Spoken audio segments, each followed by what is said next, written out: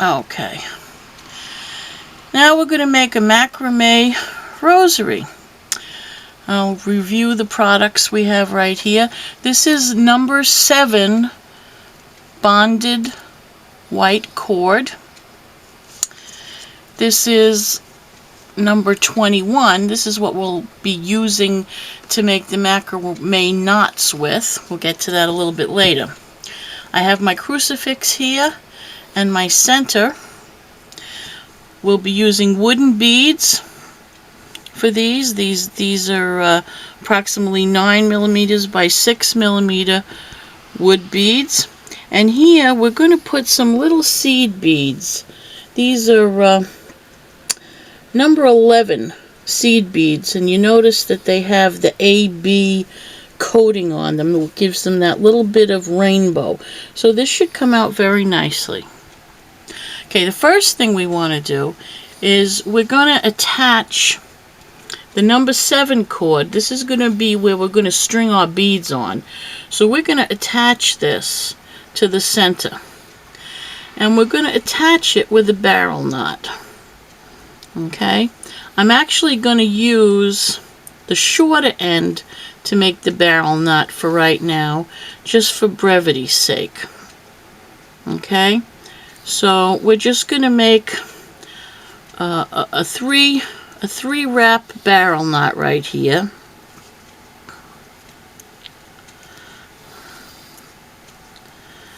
So you only want to take up like about 4 inches on that tail end. And then, well, you might want to take a little bit more so you have an easier time getting this through the tool.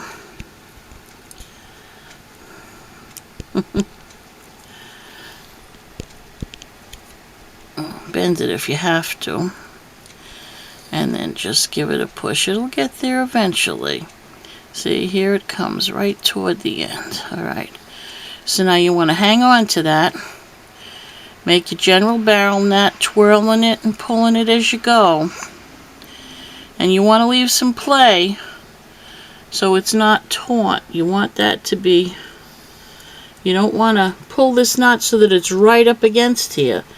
You want to leave a little hangman's noose there. Pull it tight. You want to make it good and solid, but you do want that play. Then what you want to do is you want to take your scissors and you want to cut the small end, because we're going to start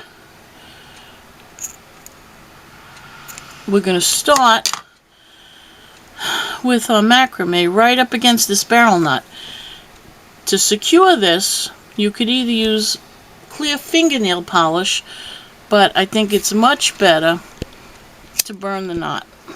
You want to be careful you don't burn your long piece. You only want to burn the piece that you cut, and kind of push it right into that knot, and that'll give you a good secure knot that is not going to come loose.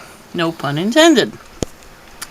Okay, by the way, this number 7 cord here is about 60 inches. I like to give additional play just so we don't run out.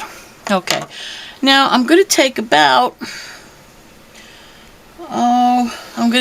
2 feet of this cord. Now this is not bonded, so what I'm going to do, because this will fray when I cut it, I am going to take a little bit of fingernail polish, and I'm just going to coat it a little bit so that when I cut it, we don't get 3 pieces of cord. Okay.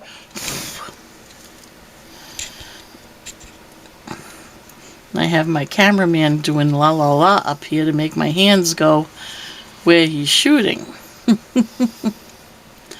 Okay. So now we'll cut this, and hopefully, there. It went to fray a little bit, but not bad. So you can always kind of twirl it together. You know, otherwise you'd have three pieces of cord sticking out. Alright, so we have our knot here. So I'm going to take some painter's tape. This is much better to use than Scotch tape. Much easier to work with. It does the job as far as sticking. It's easy to cut. And it comes off much easier than regular tape. Now, I'm going to take my number. Ideally, you would want to do this so it's even. Okay? But because we're not going to be... If we were making a bracelet, we would make sure that it was even all the way down. Okay? But where we're going to be cutting it between the decades, I'm going to do it a little differently. I'm going to use 1 inch shorter so that we won't waste waste a whole bunch of cord. Okay? Now you could do this 2 ways. You could make a regular hand over hand knot here, which I think we will do for right now. Okay, you want to get, say about a good 4 to 6 inches on the right side. Make a regular knot.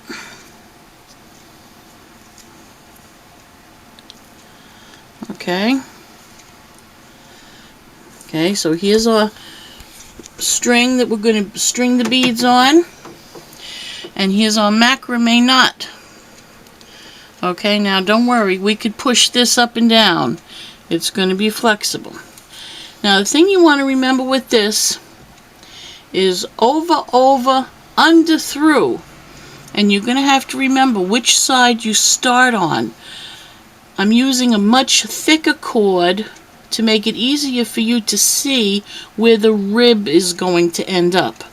So, using our number 7 as a base, we're going to go over, take a loop over, then this side is going to go over that one, then we're going to go under the number 7 and through, back through the 21.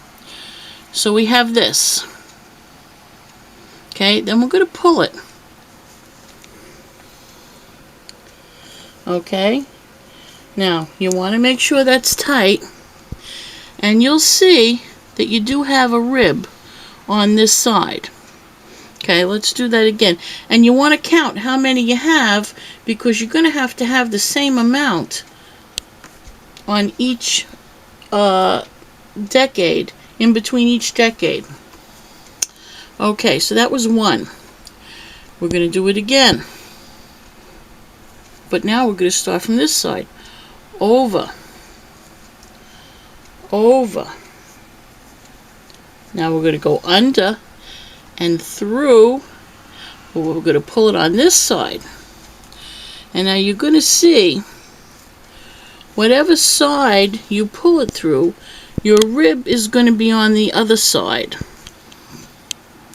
Okay, so now we're going to go again over, over, under the 7, through the 21, and pull. This is 3.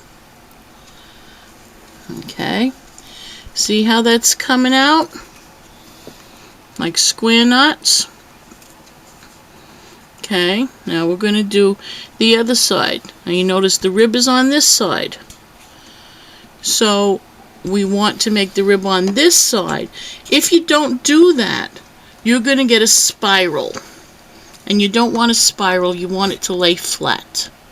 So being we want the rib on this side, we're going to put it through the other side. So we're going to do over, over, under the 7, and through the 21. And we're just going to pull. See how the rib is on that side now? And that's 4.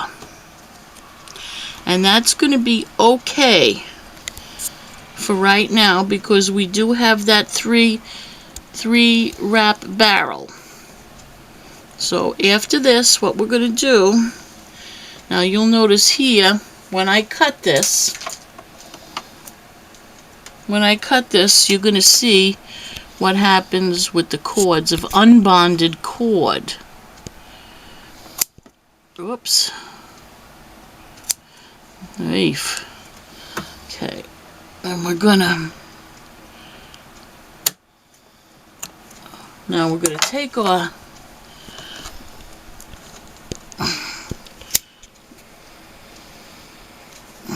I'm actually gonna undo this for the moment so I can hold it better, not to burn myself. Get it a little bit closer.